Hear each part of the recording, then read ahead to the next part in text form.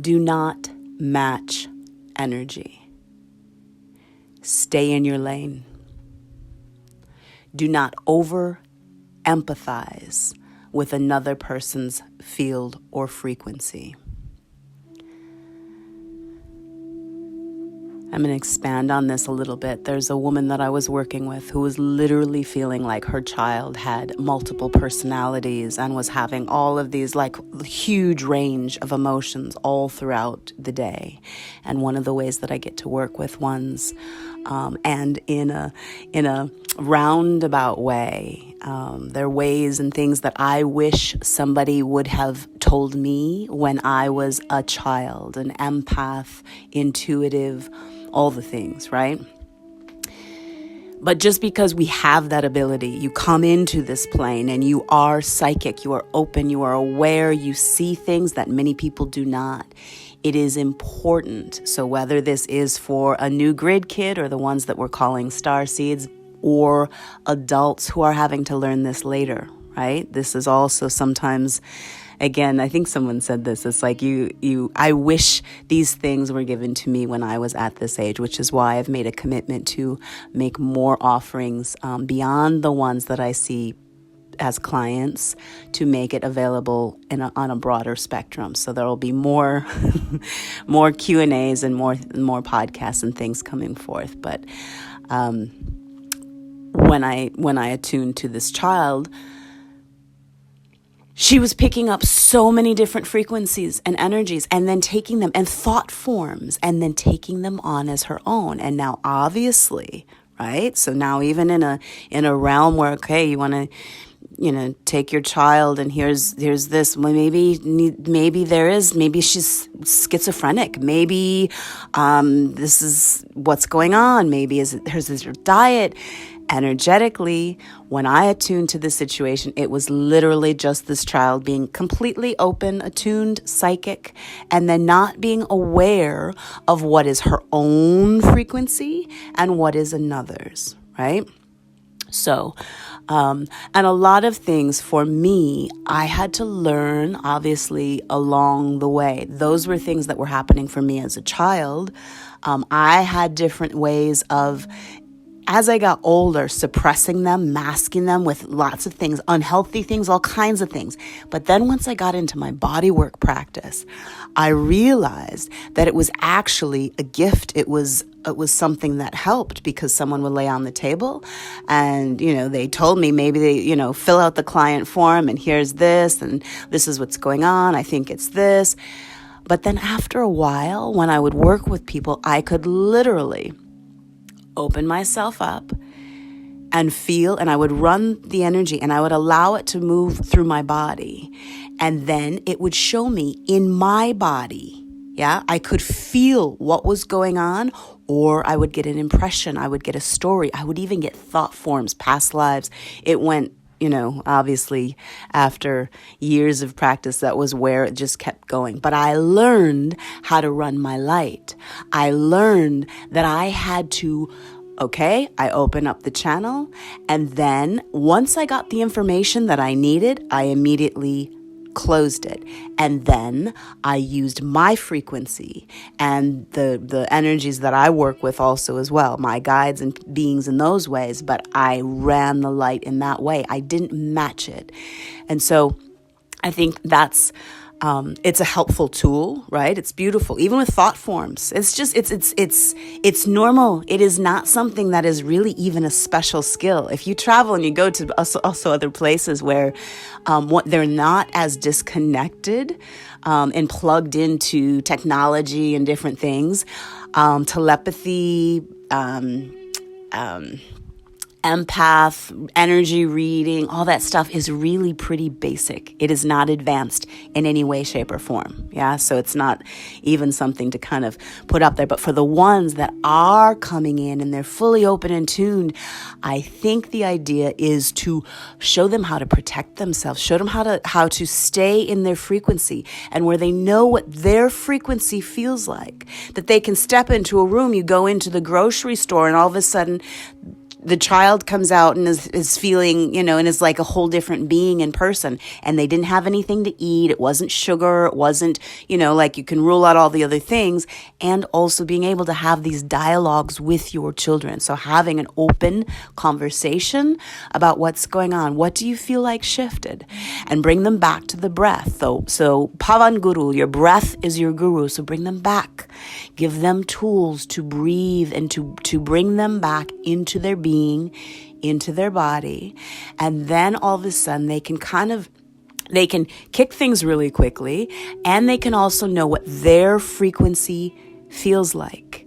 Their frequency, their energy. How do they know not to stray into another's energy or to stay in that field for very long if they don't know what their own energy field is like? So this is where, even for myself as a grown woman, I know that there's practices and things that I literally start my day with. And it doesn't have to be a long, drawn out process. It doesn't have to be it should be something that is very accessible, right? It isn't like, okay, an hour of meditation, you need to do this. A lot of even the NewGrid kids aren't even meditating like that. They don't even really need to in those ways, right? So this is why, to each and every person, they have to be able to see for themselves what level and where they're at. Because there are adults who maybe they run and they've got so much going on in their mind and their being. Meditation may be perfect and important. A lot of times for the NewGrid kids, it's just as simple as having a command, a few words. I do like them using the power of their voice to command energies, because there's not as much clutter that has gotten in the way. And I think I say this too because I'm just going to say this. The phrase, there's a saying, so Frederick Douglass, it's easier to build strong children than to repair broken adults, right? Now, I don't mean broken in those ways, but I just mean the effort that it takes. So when I'm speaking of meditation, even in that way, sometimes the repetitive patterns of the mind that go in the way they do, the patterns by adults, that has been practiced for a long time. So we're talking at that in this moment, even what brought this to the conversation and to the Q&A is the fact that this is a 7-year-old child. Those imprints are not that solid and strong that it has to take hours of retreats or processing and all the stuff. Like, okay, yeah, the kids, they get it much quicker, which is why I think it's really beautiful to be able to give them some tools, just little pointers, and they'll take it, and they literally won't need to keep doing it. They'll know how to command their energy. They'll know how to feel what their vibration feels like. Yeah. And this particular person that I'm also speaking of, literally with these tools, the child is not multiple personalities. I'm so glad they did not take this child to a place and get them loaded with meds and say, okay, well, maybe they're just, schizophrenic, or maybe they're just, no. They need to know how to stay in their own lane. You go into a public place, you walk into a place and the news is on, all the energies and frequencies. You have the ability to pick it up. But if you are sealed and also in your pillar of light, you stay in your frequency. And this is what I think also, even for the adults that are also experiencing such burnout in the sense of, over giving and, kind of even claiming the victimization of empaths, then you're not using it as your superpower. This is where, again, the thought of how if I was working on physical bodies in the ways that I did for 9 years, right? There's no way I could work on 5 people in a day and open myself up and empathize to that degree and then constantly join everybody's reality and then still do what I needed to do in working to serve them. I have to hold my own light and vibration, which also means coming into it even before the work. It's why I spent a lot of time in the sense of balancing my own systems. My own body was always on the table every week. I would, I had certain things, trancing every week, things that were about ways that I could stay in my frequency, in my body. And then it allowed me to easily, for about 9 years, serve the way that I did and the number of people that I saw. And it was just for information.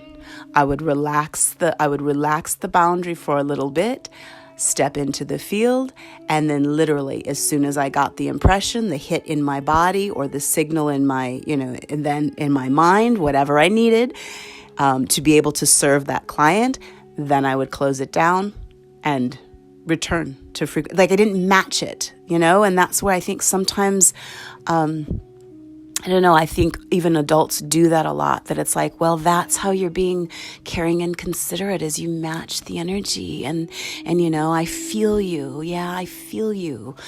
Okay. I feel you. I hear you. I see you. And I also see you in your power and in your light. And I'm not going to take that into my being and my body and field. And if you know that and you can model that, beautiful. And even if not, you can still share that with your 7-year-old child and they will know exactly what to do with it. They will know exactly what to do with it. And make it a game. Make it something that is fun that you can practice. Okay, so come on. Armor up or gear, put your imaginary.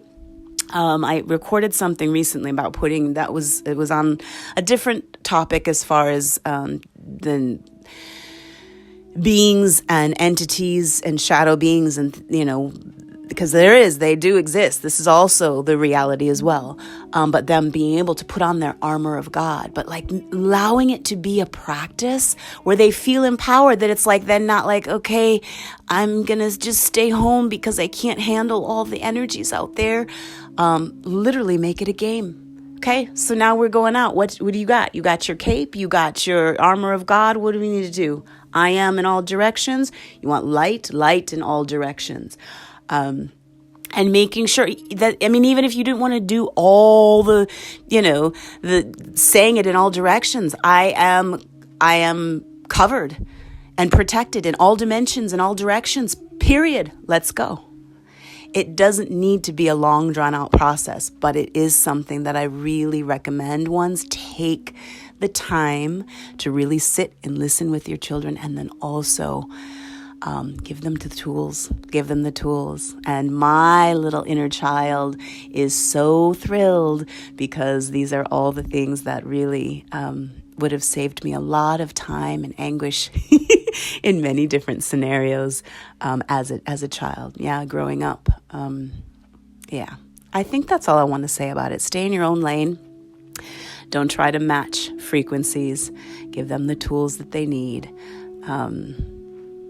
And slow it down enough that you have some conversations and you observe in ways before you make a bunch of rash, decisions and judgments.